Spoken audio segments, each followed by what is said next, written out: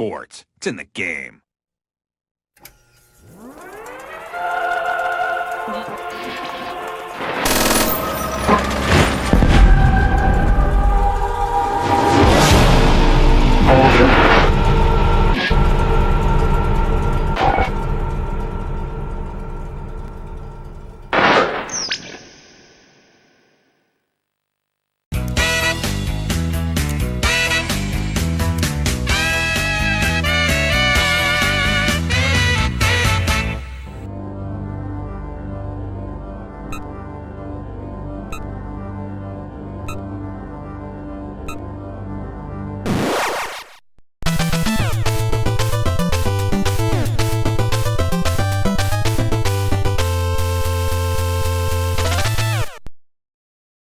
Where's Libby? Open your eyes, girlfriend.